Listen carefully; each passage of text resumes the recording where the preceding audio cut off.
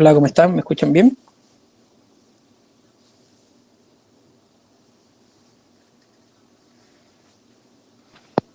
sí, Hola, te sí, escucho. sí.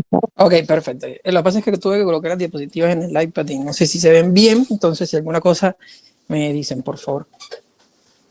Bueno, para los que no me conocen, mi nombre es Carlos Alberto Arrieta, soy residente de tercer año de Geométrica por Imagen, obviamente. Perfecto. Los objetivos que tenemos que tener claro en esta presentación que les voy a dejar es que conozcamos la anatomía de la arteria pulmonar. Vamos a repasar las diferentes formas de presentación del tromboembolismo pulmonar. También vamos a revisar los protocolos y la valoración radiológica mediante la angiotomografía pulmonar y describir y mostrar los hallazgos de imágenes más significativos, así como los signos de hipertensión pulmonar y sobrecargas de las cavidades, especialmente pues la derecha. Esto es muy importante que tengamos en cuenta estos objetivos, ya que de esto vamos a basar en esta clase. Si bien es un tema que puede ser un poco más extenso, lo quise enfocar en estos objetivos principalmente, que es lo que nosotros nos manejamos a diariamente, pues al momento que vamos a informar un estudio, ya sea en Basta Rica o en alguna sede de un paciente que llegue ambulatoriamente. Perfecto. Entonces, conocer la anatomía y las peculiaridades del árbol arterial pulmonar facilitará la descripción de los hallazgos, la valoración, la extensión y su seguimiento. Entonces, es importante que nosotros como radiólogos, para aprender a informar un protocolo para sepamos muy bien diferenciar la anatomía del árbol arterial pulmonar, ya que si no conocemos bien cómo se ramifica o cuáles son sus arterias, cómo se va poco a poco diferenciando, no vamos a saber dónde buscar ni vamos a saber cómo encontrar estos tromboembolismos pulmonares. ¿Listo? Entonces, empecemos a hablar un poco de la anatomía arterial. Entonces, las arterias pulmonares, al igual que los lóbulos pulmonares y el árbol bronquial, no son simétricos. La arteria pulmonar con origen en el ventrículo derecho se va a dividir en dos ramas. Tenemos la arteria pulmonar principal derecha, que es la que se va a encargar de dirigir el intercambio gaseoso en el pulmón derecho, y la izquierda, que va a ser la encargada de distribuir el intercambio gaseoso en el pulmón izquierdo. Entonces, el pulmón derecho tiene tres lóbulos, que son el superior, el medio e inferior. Y a su vez, tiene tres ramas arteriales lobares, que son la superior, la media y la inferior. Entonces, una vez la arteria pulmonar derecha sale, se va a diferenciar en tres, como lo mencioné, superior, medio e inferior. La primera que en salir es la arteria lobar superior derecha, que es la que vemos de color morado. Esta se va a dividir a su vez en segmentarias anterior, apical y posterior. Entonces, tras la salida de la lobar superior, va a recibir el nombre de la arteria interlobar. Esta interlobar se va a dividir en la del lóbulo medio, la cual nos va a dar la segmentaria medial y lateral, que es la que vemos como con un color fucsia. Y la azul es la que vemos en el lóbulo inferior, la cual primero va a emitir una rama para el segmento apical de la base y luego va a formar una pirámide basal que se divide en cuatro ramas segmentarias, que son la medial, la anterior, la lateral y la posterior. En el pulmón izquierdo solo tiene dos lóbulos. A su vez, esto se divide dando dos arterias lobares, que son la superior y la inferior. La arteria lobar superior, que es la que vemos de color rosado, inmediatamente se divide en dos ramas. Tenemos la arteria del culmen, que se subdivide en segmentarias apical, apico posterior y anterior. Y la arteria de la língula, que da sus ramas segmentarias, que son superior e inferior. Y la que vemos de rojo, que es la arteria del lóbulo inferior, que da una primera rama segmentaria para el segmento apical de la base y luego se convierte en una pirámide basal que da tres o cuatro ramas segmentarias, que serán la anteromedial, la lateral o la posterior. Listo. A la hora de identificar estas arterias de la anatomía bronquial, es muy importante o no es de mucha ayuda para nosotros la reconstrucción multiplanar para así poder encontrarlas todas poco a poco, ya que no nos van a aparecer así como lo vemos en el diagrama, como lo vemos en la foto, sino que va a tener uno que irse fijando en los diferentes planos para así poder encontrarlas completamente. Esto es lo que sería un corte coronal y un sagital con reconstrucción en mid, donde vamos a ver las diferentes ramificaciones que nos puede dar esta arteria. Listo. Entonces, hablando un poco del tema del tromboembolismo pulmonar, esto constituye una entidad que clínicamente se presenta de manera sintomática o inespecífica. También puede causar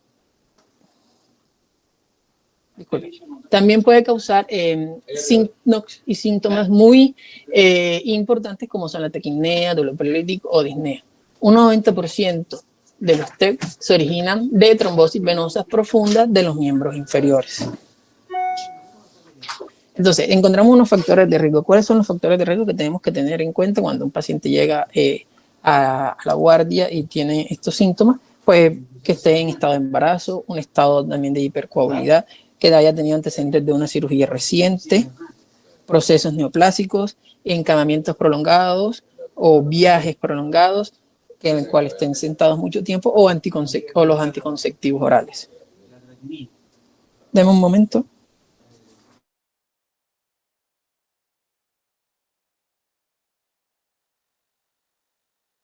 Deme un momento que estoy acá con un paciente de Pilar.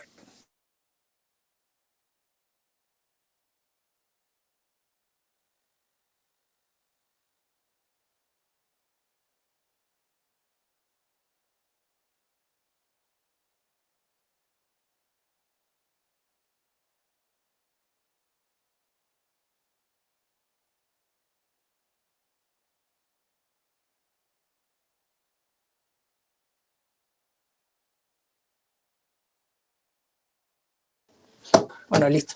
Queda con un paciente. Ya me desubico.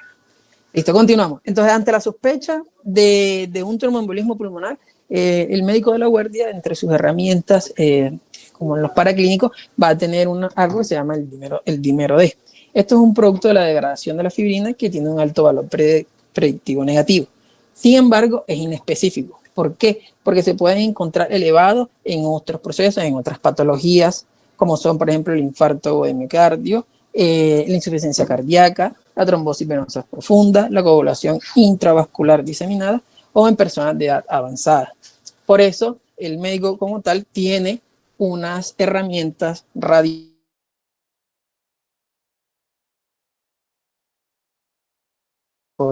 patologías. Entre ellas están la radiografía simple y la tomografía computada, que esta es la que nos vamos a enfocar el día de hoy.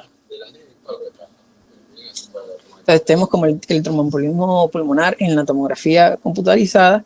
Esta es el único detector que nos muestra los trombos segmentarios o más proximales para así confirmar un tromboembolismo pulmonar. Por eso es el gold estándar. Entonces, la angiotomografía, como le mencionaba, es el método de elección. Su realización es muy frecuente, es una técnica de imagen disponible, rápida y no invasiva.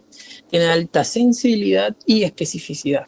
Proporciona información adicional, pudiendo confirmar o descartar o sugerir otras patologías que se pueden encontrar a nivel pulmonar, o en la caja torácica, por ejemplo, un infarto de miocardio, una insuficiencia cardíaca congestiva, una pericarditis, una disección aórtica, una angina, un neumotórax, fracturas costales, neumonía, EPOC, neoplasias, que son patologías que se pueden correlacionar con la sintomatología que ya antes mencioné. Entonces, el informe radiológico, además de ser una obligación o un documento legal, es nuestro medio de comunicación como médico para poder ayudar al paciente o ayudar al médico que en este caso esté Sí, sí, está bien. Para facilitar el diagnóstico.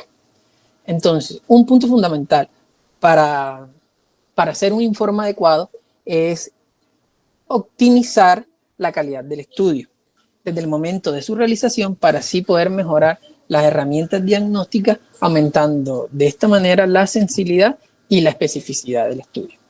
¿Correcto? Entonces, por esta razón tenemos que saber cómo se realiza este estudio, cuáles son las indicaciones, cuáles son las contraindicaciones, cómo debemos realizarlo y en qué posición realizarla para así poder el estudio quede bien realizado y al momento de realizar el informe, al momento de diagnosticar la patología, no sea de manera más fácil y no cometamos algún error. Entonces, por eso es importante siempre, eh, antes de iniciar todo, el consentimiento informado. Entra el paciente a la sala y se le informa del uso del contraste y que cuál debe estar en un documento firmado, pues para así no haya ningún inconveniente. Listo. Eh, por lo cual, posicionamos al paciente de cúbito supino sobre la mesa de tomografía con los brazos extendidos sobre la cabeza.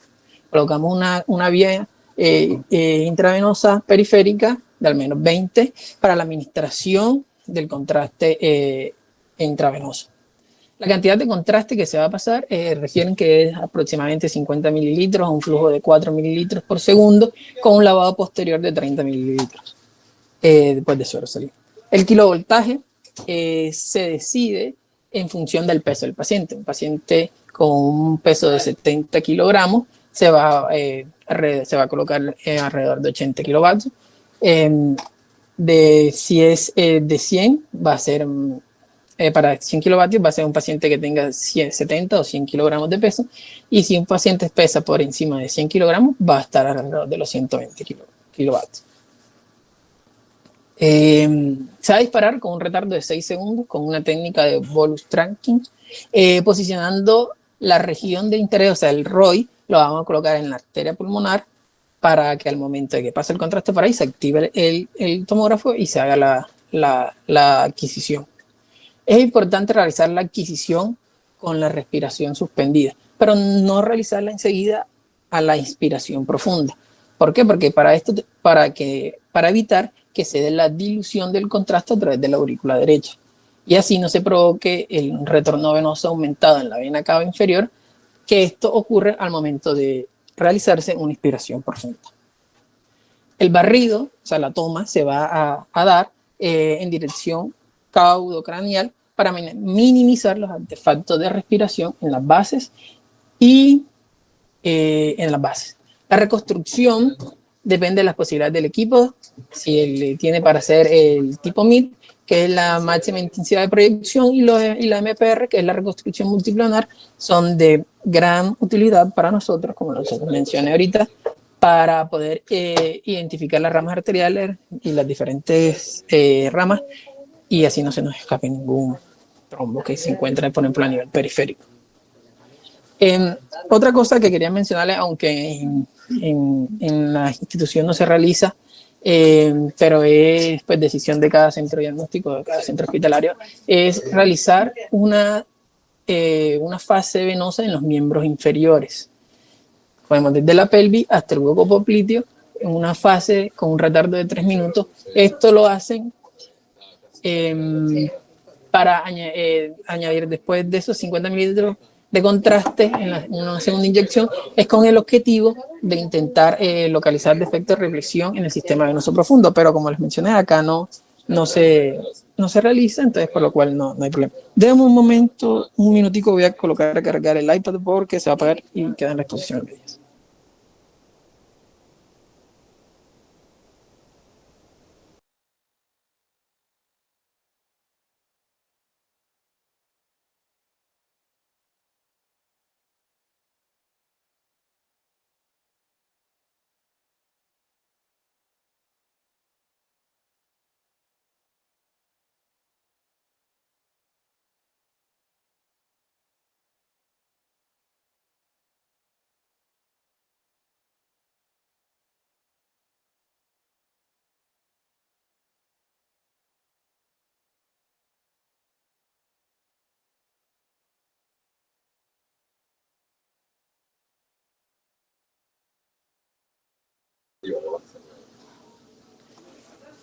Listo, entonces, una vez ya realizado el estudio, nosotros tenemos que tener claro siempre como un orden en el cual tenemos que ver, analizar el estudio para así poder realizar un informe que sea bueno, que sea importante para que los médicos que lo vayan a revisar tengan idea y sepan qué evidenciamos nosotros al momento de realizar el estudio. ¿Cuáles son estos objetivos a valorar? Es la presencia de que si hay o no un tromboembolismo pulmonar, ver si ese trombo que estamos visualizando es crónico o agudo o si son combinados, la extensión, o sea, hasta qué ramas están comprometidas y las repercusiones que esté causando ese trombo a nivel pulmonar o cardíaco. Entonces, esto es como una imagen que les quise traer para que tengan un orden al momento de informar el estudio. Lo primero que tienen que ver, como les mencioné, son los defectos de represión de las arterias pulmonares, evidenciar muy bien, ayudándose con las adquisiciones en MID, las adquisiciones multiplanares, para así poder visualizar que tengan o no un defecto de represión. El segundo punto es el tipo de trombo que estamos observando, si es agudo, si es crónico, es combinado, la extensión del trombo, si están las arterias principales, lobar o segmentaria, la alteración de los campos pulmonares. Eso es importante, una vez ya hayamos detectado, hemos evidenciado todo, si encontramos trombo o no, cambiar la ventana a una ventana pulmonar para evidenciar qué vamos a encontrar en el parénquima pulmonar, porque muchas veces estos trombos van a causar una serie de repercusiones a nivel pulmonar y cardíaco que tenemos que tener en cuenta y buscarlo. O aparte, también pueden encontrarse otras patologías adyacentes. Por eso, una vez finalizado, una vez encontrado los trombos, o una vez esa parte esté informada, cambiar a la ventana del pulmón y evidenciar los campos pulmonares. También ver el diámetro de la arteria pulmonar, ya más adelante les voy a explicar por qué, y la dilatación de las cámaras derechas, del ventrículo derecho, y el reflujo del contraste de la vena cava inferior y superior. Y bueno, los otros hallazgos que podemos encontrar a nivel abdominal o a nivel de cuello. Listo. Entonces, como les mencioné, lo primero es hallar los defectos, hallar los trombos. Listo. Para esto, entonces, vamos a evidenciar el defecto de represión de las arterias pulmonares. Debemos examinar la anatomía arterial mencionada pues, en busca de defectos. ¿Tiene forma de poner esa imagen más grande? Quedó muy Dame, la pequeña. puedo ampliar aquí con los deditos. Hasta ahí. ¿Se ve mejor? Igual tengo otras imágenes, pero esta es como la coloqué como una ideita. Excelente. Entonces, los defectos de llenado o defectos de represión que son, aquí pueden ver un corte pues axial, una fase con contraste en ventana de parte blanda, donde van a ver el paso del contraste, que es lo hiperdenso a nivel de las arterias pulmonares, y van a evidenciar pues las imágenes que ustedes ven ahí, señaladas con flecha azul, hipodensas, que son, en este caso, los coágulos que están causando un defecto de relleno y lo van a evidenciar. Entonces, la idea es buscarlo en toda la anatomía de la arteria pulmonar para así iniciar nuestro informe. Entonces, una vez ya encontrado en los trombos, en las diferentes partes donde la vayamos a encontrar, tenemos que ver si eso es agudo o crónico. Para eso tenemos unas ayudas. Entonces, en un tromboembolismo pulmonar agudo generalmente se va a localizar en el centro de la luz del vaso. Generalmente provocan dilatación de la misma. A veces pueden ocupar la totalidad de la luz del vaso. Puede haber un paso de contraste por la periferia de manera concéntrica. El trombo, se va a evidenciar el trombo y rodeado por contraste, formando un signo que se llama el signo de tranvía. Ese se puede evidenciar también en los cortes longitudinales. Ahora les voy a mostrar, y tengo una foto donde se puede ver. Cuando este trombo se encuentra en una localización extrínseca, va a presentar un ángulo agudo con respecto a la luz del vaso. Esa es otra diferencia clave con el tromboembolismo pulmonar crónico. Entonces, esto es aquí como evidencia, en un defecto de relleno central, donde está la flecha blanca, el cual vamos a ver, por así decir, un defecto de relleno hipodenso, rodeado de contraste. Entonces, al momento de que ustedes vean esa parte, por así decirlo, el coágulo en el medio, pueden ver que es un defecto de relleno central y que se va a encaminar más a un tromboembolismo pulmonar agudo. Aquí está en otro corte, en corte coronal. Vemos en la imagen de la izquierda cómo se ve el paso del contraste por los lados, que quiere decir también correlacionado con esto como un tromboembolismo pulmonar agudo. También puede verse la oclusión completa con expansión del vaso, como les mencioné anteriormente. Y esta imagen, no sé si la ven bien, vemos unas imágenes axiales de angiotomografía torácica en ventanas de partes blandas, con defectos de represión en las arterias pulmonares principales. También la pueden ver en las lugares y en la segmentaria de manera bilateral. Esto es un videíto, vamos a ver si lo puedo ampliar un poco.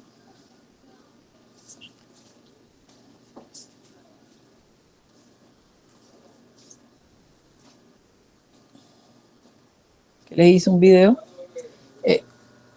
Este es un ejemplo que les quería mostrar, que si bien se evidencia un tromboembolismo pulmonar combinado, quería hacerle énfasis en el que se vea en la parte izquierda, en ese que se ve ahí, no sé si lo pueden ver, en el cual se ve un defecto de relleno central, que es muy sugestivo, ese de un tromboembolismo pulmonar agudo. No se los puedo señalar porque como está en el iPad no me deja bien mostrarse, pero quería traerle ese ejemplo.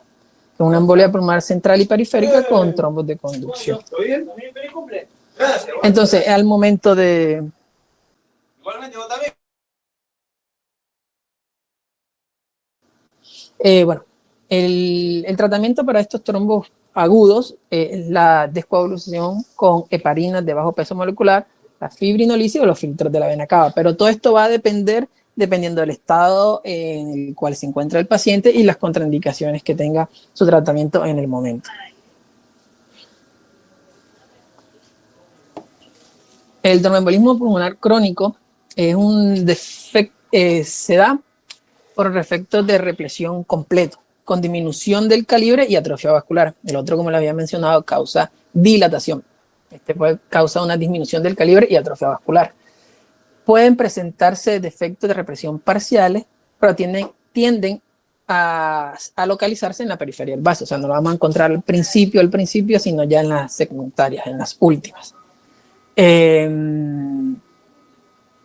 Listo. Pueden tener una morfología de banda lineal, de red o de trombo molar extrínseco, pero a comparación del agudo, el ángulo formado entre el trombo y la luz del vaso va a ser obtuso. Recuerden que el otro que les mencioné iba a ser agudo. Estas arterias suelen ser de un calibre disminuido y menores de las arterias circundantes o contralaterales. Y también otro hallazgo importante que podemos tener para diferenciar son la presencia de calcificaciones. También el aumento de calibre de las arterias bronquiales y colaterales con origen de las intercostales más frecuentes.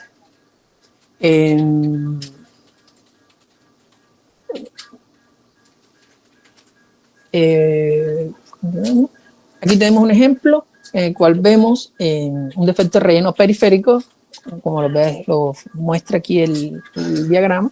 Pueden ver que no está centrado. Dime, Sebas.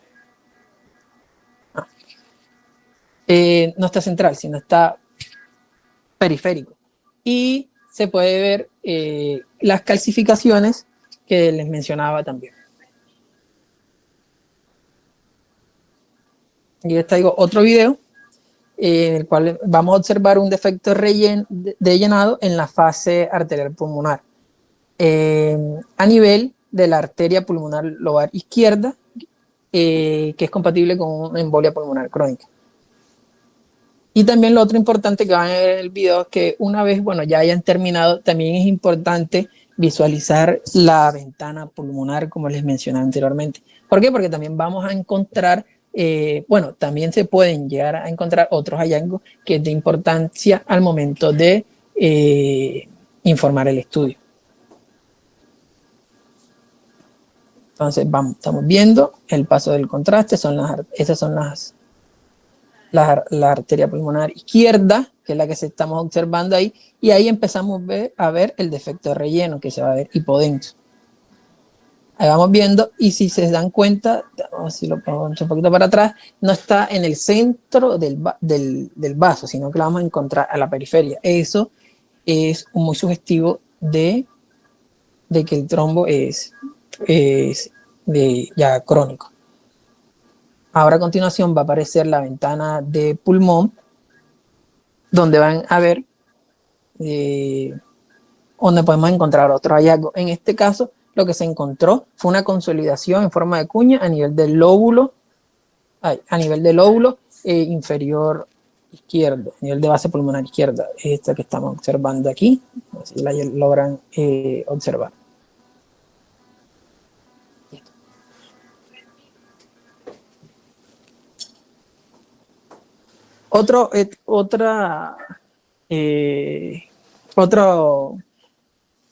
¿Cómo les explico? Otra variedad de tromboembolismo pulmonar que podemos encontrar es el masivo. Entonces, una embolia pulmonar masiva representa la manifestación más grave de la enfermedad tromboembólica venosa y es a causa de una obstrucción aguda del flujo de salida del ventrículo derecho. Esta puede ser mortal. El origen es a veces un trombo de la extremidad inferior que flota libremente y llega a la arteria, al tronco principal, donde va a causar una gran obstrucción. Entonces, la embolia pulmonar masiva generalmente se caracteriza por una embolia pulmonar aguda acompañada de uno de los siguientes síntomas y signos, que son la hipotensión sistémica sostenida, que se va a caracterizar por una presión arterial sistólica por debajo de 90 milímetros de mercurio durante al menos 15 minutos o que requiere de apoyo inotrópico. Esta no debe ser, debe ser por esta razón y no por otras causas como disfunción ventricular izquierda o sepsis o hipovolemia o arritmias. También vamos a otro signo importante, la ausencia de pulso, y otra es la bradicardia persistente y profunda, definida como la presencia de una frecuencia cardíaca por debajo de los 40 latidos por minuto, asociada a signos de hipoperfusión de los órganos terminales. Aquí les traje un video también, donde podemos observar un tromboembolismo pulmonar masivo, donde se va a ver una obstrucción de la totalidad de ambas arterias pulmonares derecha e izquierda. Vamos a ver. Aquí vemos. Vamos a observar.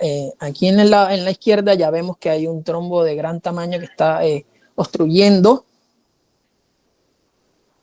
la cual se va a extender hacia sus otras ramas. De igual forma lo ven en la rama. Y se me apagó el iPad.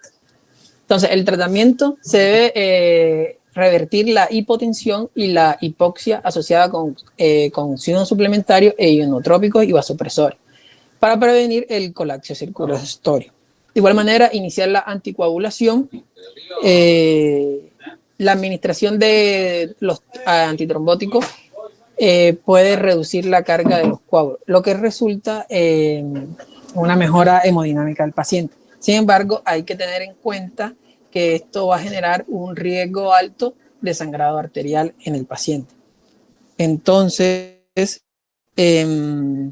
por lo cual hay que tener hay unas contraindicaciones al momento de utilizar este tipo de tratamiento, que son si el paciente ha tenido lesiones intracraneales estructurales, antecedentes de una hemorragia intracraneal, ACV recientes dentro de los últimos 3 meses, o si tiene antecedentes de un sangrado activo, de la presencia de dístesis de hemorrágicas, cirugías recientes en la columna o en cerebro, o una lesión cerebral traumática reciente. Entonces, para valorar sobre lo de la extensión, existe una escala que se llama la escala de Canal-Bly. Esta nos va a permitir la cuantificación de la extensión del tromboembolismo. Entonces, a cada rama segmentaria le va a asignar un punto. Las ramas lobares que tienen las ramas, el punto o el puntaje que se le va a dar a las ramas lobares va a ser dependiendo del número de arterias segmentarias que tenga. Y el valor se va a expresar en un porcentaje.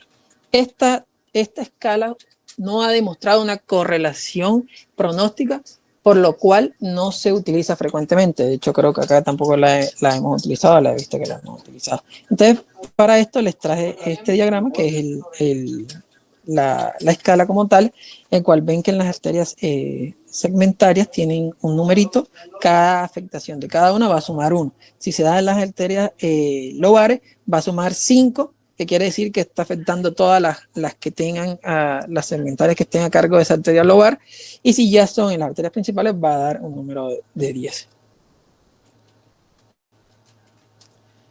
El otro punto a valorar siempre al momento de visualizar un estudio de tromboembolismo pulmonar son la afectación parenquimatosa, como se lo había mencionado anteriormente. Entonces, inicialmente se manifiesta de manera inespecífica, con una opacidad de vidrio desminerado o deslustrado segmentaria, de morfología triangular y base pleural, en relación con hemorragia parenquimatosa o disminución de la irrigación parenquimatosa del parenquima circundante. Con el paso del tiempo se va a dar una consolidación con morfología y localización similar, lo cual va a ser sugestivo de infarto pulmonar establecido. Se va a visualizar como una condensación triangular con una base triangular periférica con una base pleural sin rearse al momento de la administración del contraste. En algunas ocasiones se puede identificar también una atelectasia del área afectada. La isquemia pulmonar va a provocar una alteración de surfactante con colapso secundario. Esto debido a la presencia de coágulos en el árbol bronquial secundario a un tromboembolismo pulmonar y a una hemorragia parenquimatosa. Entonces, le quería mostrar lo que le estaba mencionando, que es lo del infarto pulmonar, el cual vemos aquí en cortexial. En cortexial vamos a evidenciar unas condensaciones triangulares periféricas con base pleural, y el cual ven que va a estar un poquito más isodenso con respecto al paso del contraste. O sea, quiere decir que no hay realce, por lo cual es muy sugestivo de infarto pulmonar que se presenta en estas patologías. Esta es otra imagen donde vemos una imagen axial en corte axial de una tomografía torácica en ventana pulmonar, donde vemos una opacidad de vidrio deslustrado en el segmento anterior del lóbulo superior derecho, de morfología triangular y base pleural, que va a corresponder también a un infarto pulmonar en estadio inicial. Entonces, para que lo tengan en cuenta, si están ante un estudio con paciente que tiene un TEP y ven áreas en vidrio deslustrado o en vidrio esmerilado o focos consolidativos con esas características, por favor no pongan que en probable relación a proceso infeccioso / inflamatorio, ¿listo? Relaciónenlo todo con lo que están informando, con el contexto clínico de lo que están viendo. Correcto, así es. Muchas veces eso nosotros lo confundimos como un proceso inflamatorio infeccioso en curso, pero en realidad lo que puede estar presentándose es un infarto pulmonar. Listo. Otro hallazgo también a tener en cuenta al momento de visualizar el estudio es la hipertensión pulmonar precapilar aguda secundaria. Listo. Esto es de gran importancia para el manejo inmediato del paciente y para su pronóstico inicial. Cuanto mayor es la extensión del TEP, va a ser más grave y más frecuente el momento de encontrarse. Se valora mediante la medición del calibre de la arteria pulmonar, el cual debe ser inferior al de la aorta ascendente y debe medir al menos menos de 3 centímetros. Se debe medir en el cono de la arteria principal, en un plano en el que se valore la bifurcación de las ramas derecha e izquierda. Si además del aumento del diámetro transverso del cono pulmonar se observa un aumento de diámetro de las arterias segmentarias con respecto de los bronquios acompañantes en 3 o más lóbulos, este tiene un signo de especificidad del 100%. Entonces aquí vemos donde se mide la arteria pulmonar y ahí muestra un diámetro de 31.16 milímetros. Esta es una imagen inicial de una angiotorácica con ventana de partes blandas, donde se ve el aumento del calibre del cono de la arteria pulmonar principal. Cuando vemos este aumento de esta, quiere decir también que es algo sugestivo también o una complicación pues de esta patología. Y lo último que se presenta son los signos de sobrecarga cardíaca derecha, que esto es el principal factor pronóstico, se relaciona con una mayor morbimortalidad. Es un dato fundamental que va a condicionar la monitorización y el tratamiento y una unidad de ingreso del paciente donde lo vayan a dejar. Esto se va a mostrar con la dilatación de las cavidades derechas, o sea, con la dilatación del ventrículo derecho. Entonces, si estamos en un estudio y vemos en el videito que tenía, acá vamos a ver si se lo puedo mostrar para que vean el aumento del ventrículo derecho. Si ustedes ven esto, quiere decir que hay daños cardíacos en el cual va a ser más de peor pronóstico para el paciente. Entonces, por eso es importante que tengamos en cuenta esto y si vemos una dilatación del ventrículo derecho con respecto al izquierdo. Entonces, se puede acompañar de reflujo de contraste intravenoso en la vena cava inferior y las venas suprahepáticas. La cavidad del ventrículo derecho debe ser menor que la del ventrículo izquierdo. En un ratio derecho-izquierdo mayor a 1. Si está mayor de 1, se va a indicar dilatación del mismo.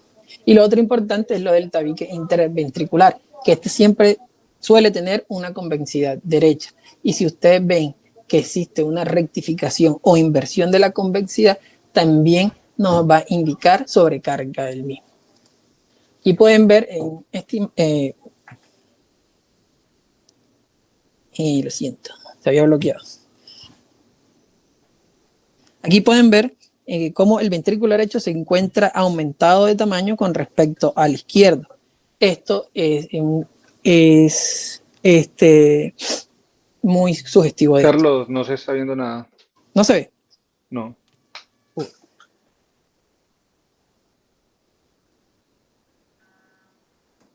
¿Y ahora? Nada, ¿estás compartiendo pantalla? Vamos a ver de nuevo si de pronto se dejó de compartir.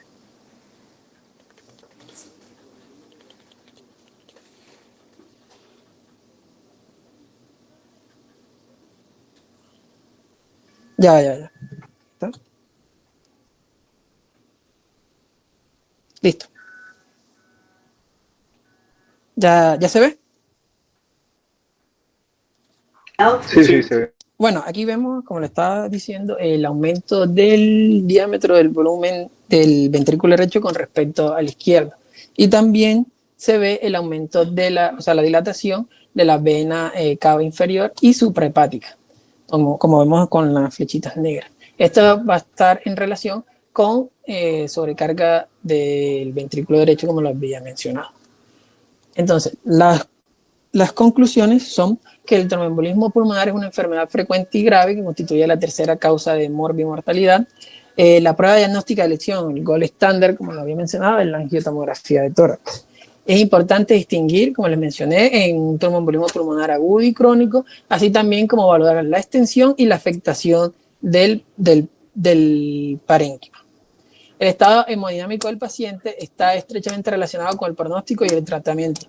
Por ello, es fundamental la evaluación de los signos de hipertensión que les mencioné y los de sobrecarga cardíaca derecha, para así dejarlo escrito, mencionarlos en el informe y el médico sepa el grado de compromiso que causó el tromboembolismo pulmonar. Y bueno, eso sería todo.